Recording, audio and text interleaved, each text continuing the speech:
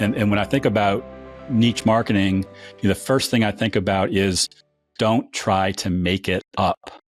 Have a process for really uncovering what your niche really is. You can't say that you work a niche where you've never worked with people in that niche. That's just a fact. But if you take the time, and I've done this for years, to do an inventory of your clients and dig deeper into the things that they have in common, themes come out. And then you start to think about those themes. And are there some themes that you attach to more because you enjoy working with that group of people? I think a great example of this is I have a client, Phil, who works with a niche that he calls women facing new beginnings.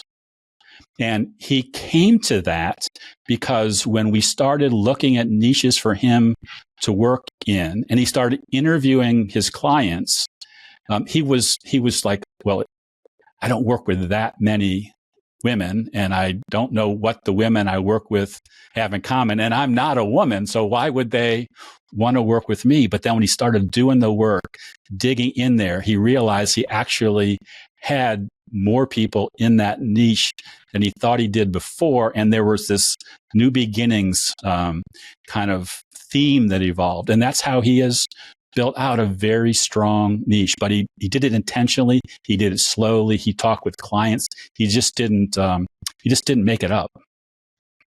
Well, first of all, I love the branding because that's just so optimistic. It's so future paced. It's where is this all going? It's not, why you have this next chapter in your life. It's just let's embrace it and be positive about where this is going. So I love the energy there.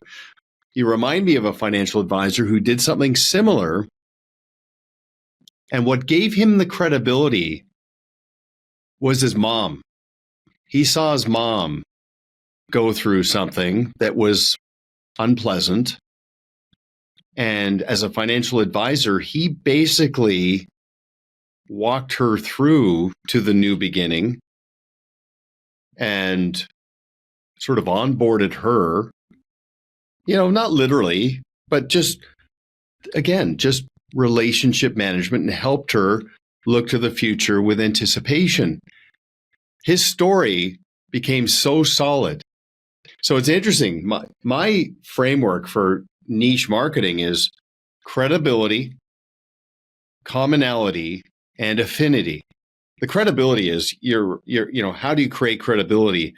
Like study it, crowdsource, learn it, and start from a place where it's real, to your point. The commonality is where do you already have some momentum there? And affinity is it interesting to you? Like, is it part of your purpose to bring value to that community?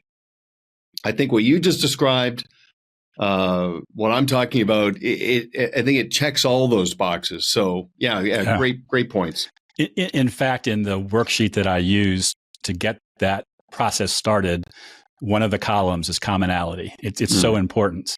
And then that purpose piece you were talking about, your advisor, acquaintance, or client who used his mom to kind of get going.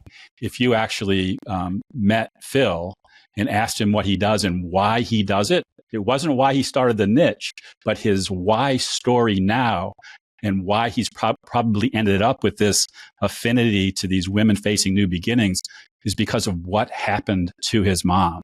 Oh, wow. And so, but that wasn't where we started. That came out by, again, taking that intentional process to figure it out and not try to force it. There may be riches in the niches, but it's not as simple as saying that. Yeah.